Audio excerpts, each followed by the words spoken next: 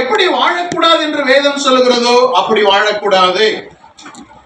அப்ப இது சரி, ஆண்டவர் எதிர்பார்க்கிறது போல வாழ்றோம் அப்படின்றத நம்ம என்ன பண்ணுவோம்?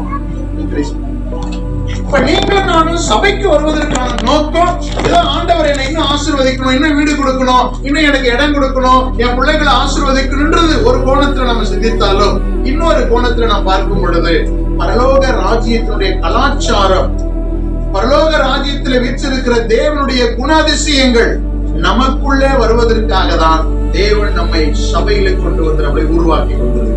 அல்லேலூயா. இப்ப நீங்க நல்லா கவனிங்க.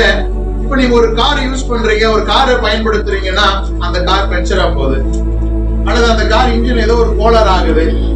அது தொடர்ந்து அந்த கார் பயணம் செய்யணும்னா அதை நம்ம என்ன பண்ணுவோம்? இந்த ஒர்க் ஷாப் கொண்டு வந்து நம்முடைய பிரச்சனை என்ன பண்ணுவோம்? சொல்லுவோம். உடனே அந்த ஒர்க் ஷாப்ல இருக்கிறவர் என்ன பண்ணுவாரு? அந்த பிரச்சனைகள்லாம் சரி பண்ணி அந்த கார் திரும்ப ஓடுவதற்கு என்ன பண்ணுவாரு? சரி பண்ணி கொடுப்பார். அது போலதான் சபை.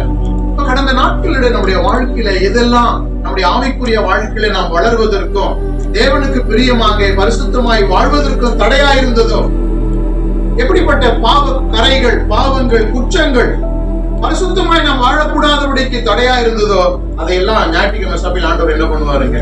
சரி பண்ணுவார். அதெல்லாம் சுத்திகரிப்பார், அதெல்லாம் ஒழுங்குபடுத்துவார்.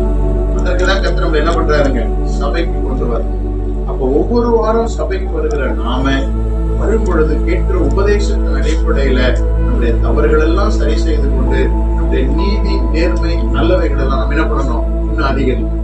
இன்னும் அதிகரிக்க பண்ணுகிற அளவுக்கு நம்ம கர்த்தருடைய வார்த்தை கேட்டு என்ன பண்ணணும்? வாழணும். சரி, இப்போ இந்த மல்கியா 4ஆம் அதிகாரம் 2ஆம் வசனம் நமக்கு என்ன சொல்லுகிறது? ஆனாலும்